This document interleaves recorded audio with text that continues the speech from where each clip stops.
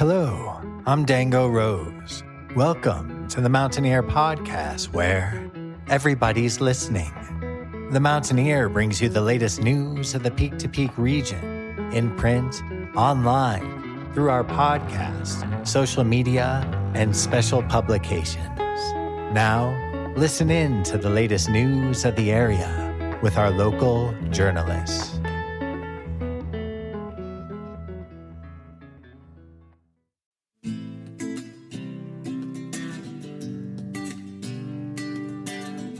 Oh, listen, listen, children.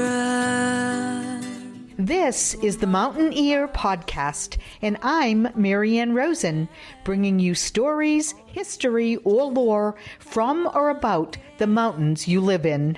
Do we remember how to live? April is National Poetry Month.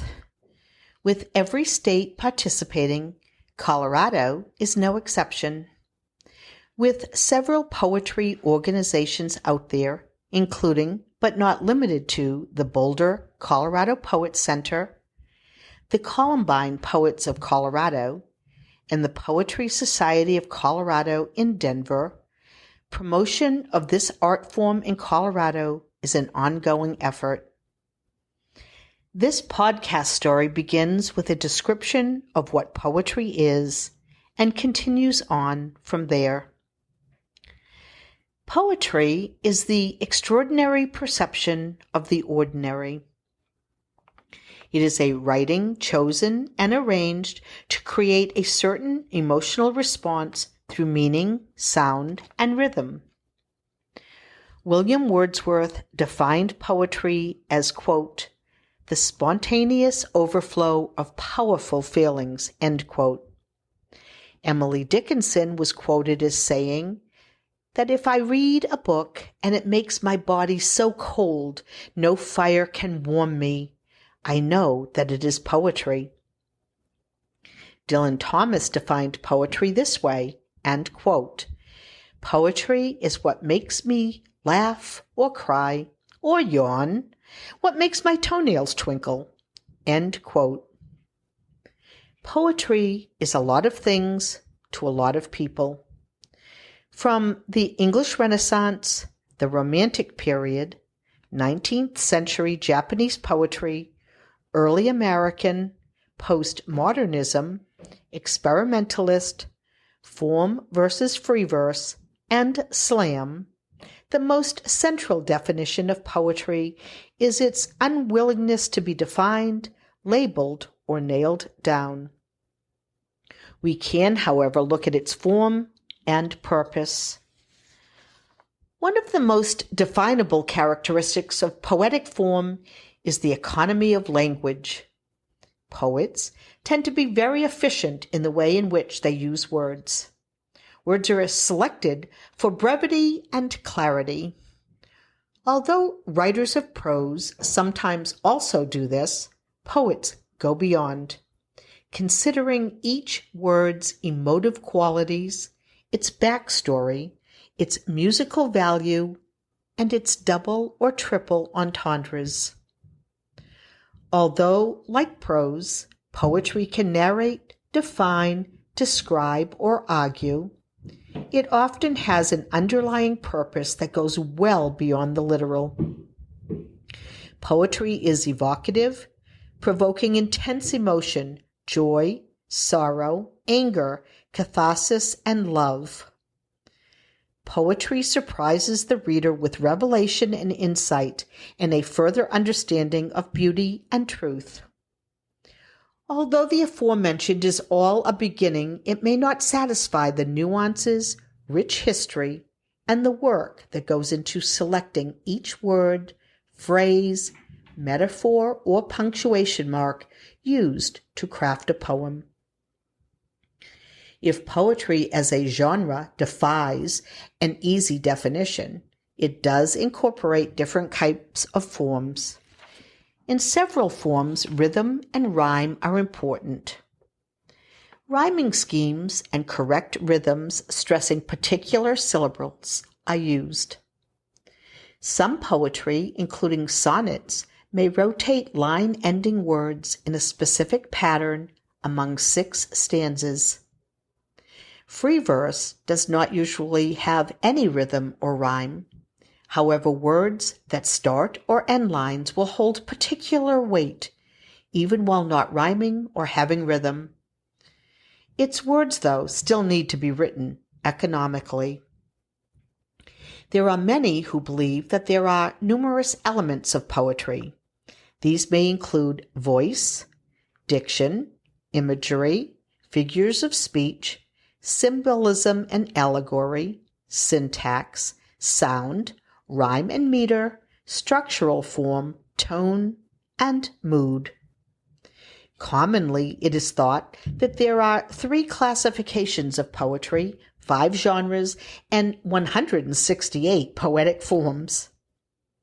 Classifications are usually listed as lyric, narrative, and dramatic. Lyric includes such poems as haikus, odes, elegies, and limericks, to name a few. Narrative tells a story, as seen in epic and ballad poems, while dramatic poems allow the characters to tell a story. Genres include satirical poetry, elegy, aubade, pastoral, and emblem. I will not even begin to list the 168 forms, but will simply state that over the years, the number of forms have grown from 50 to 86 to 100 and now 168, and that the most common poem is the rhyming couplet.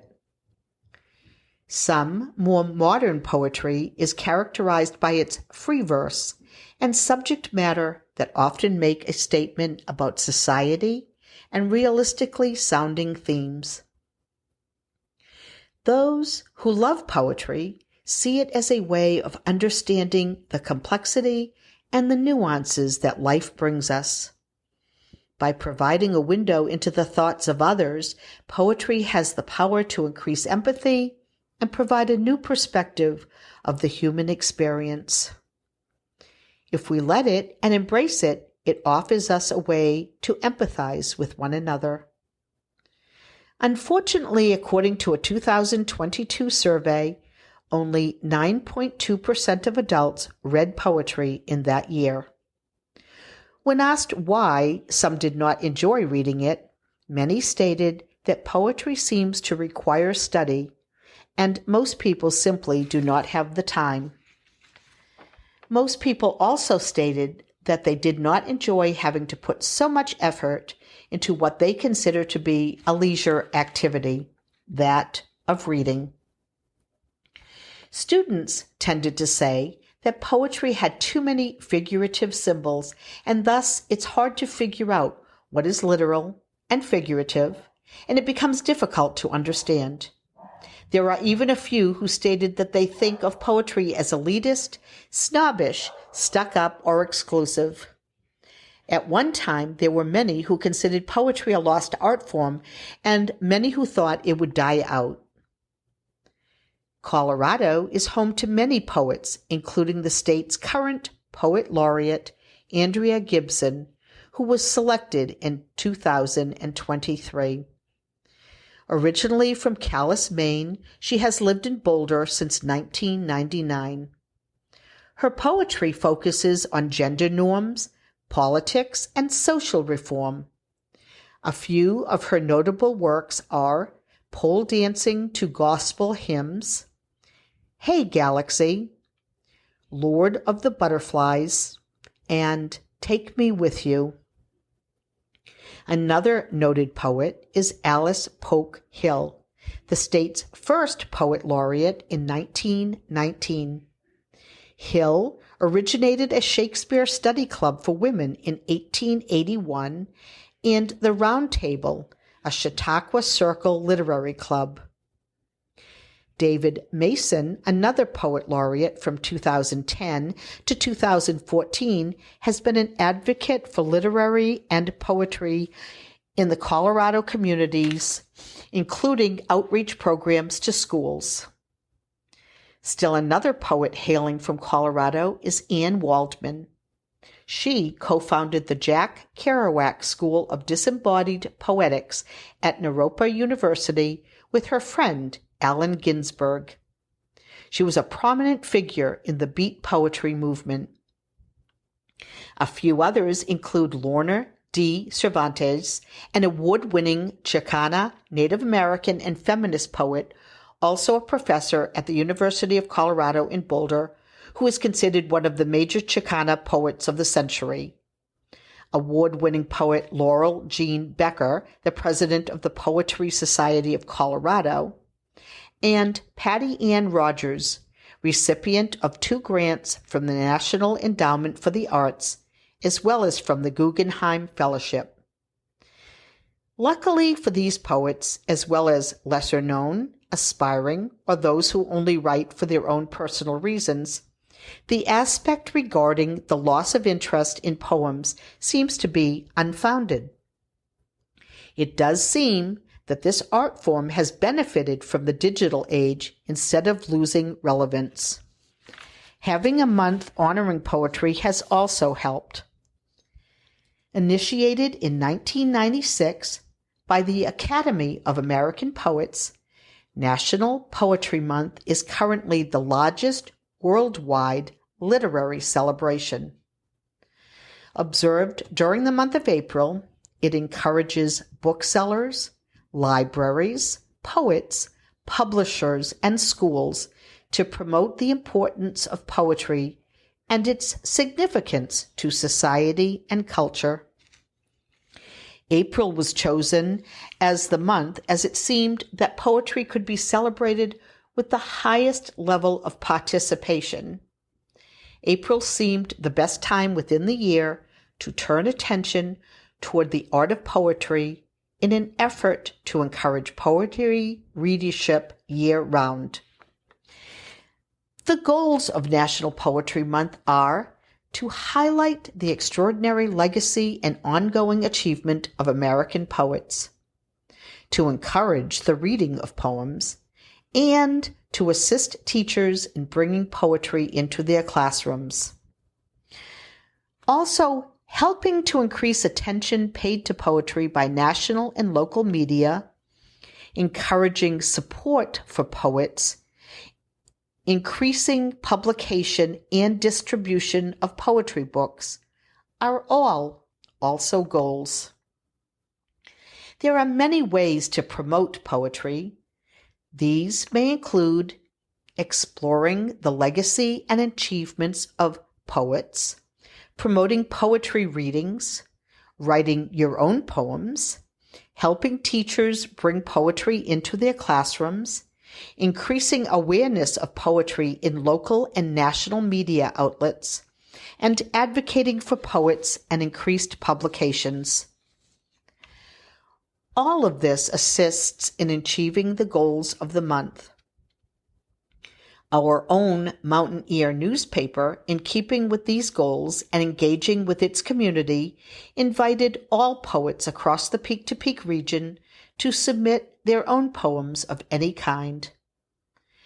Poets and readers can look for those poems throughout the month of April in the newspaper, in print or online, in celebration of National Poetry Month. There is online voting going on until April 30th to pick a reader's choice. 12 of these poems were read on the Mountaineer podcast on Monday, April 15th by Jamie Lammers, with others to be read as well. In honor of this month, I will be reading a few of my favorites by beloved poets. The first is by Emily Dickinson and is called Hope. Hope is the thing with feathers that perches in the soul and sings the tune without the words and never stops at all. And sweetest in the gale is heard, and sore must be the storm that could abash the little bird that kept so many warm. I've heard it in the chillest land and on the strangest sea, yet never in extremity it asked a crumb of me. The next is by Robert Frost, called Acquainted with the Night. I have been one acquainted with the night. I have walked out in rain and back in rain. I have outwalked the furthest city light. I have looked down the saddest city lane. I have passed by the watchman on his beat and dropped my eyes unwillingly to explain. I have stood still and stopped the sound of feet when far away an interrupted cry came over houses from another street, but not to call me back or say goodbye. And further still, at an unearthly height, one luminary clock against the sky proclaimed the time was neither wrong nor right. I have been one acquainted with the night. And the last one, Alchemy by Sarah Teasdale. I lift my heart as spring lifts up a yellow daisy to the rain. My heart will be a lovely cup, although it holds but pain. For I shall learn from flower and leaf that color every drop they hold, to change the lifeless wine of grief into living gold. Be sure to get your April issues of the Mountain Ear in print or online. Also take a listen to the poems read on your favorite streaming platform at the Mountain Ear Podcast. You can also visit your local bookstores and libraries this month or any month throughout the year to obtain books of poetry to read and enjoy. Until the next tale from the mountains. All the children home again. Listen in next time to the Mountain Ear Podcast for another mountain tale. I'm Marianne Rosen. Thank you for listening.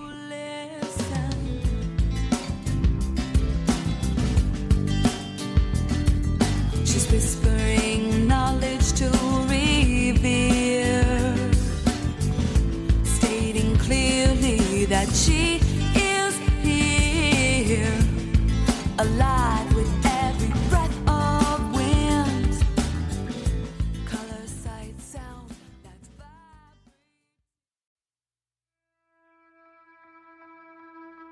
And that's it for our show.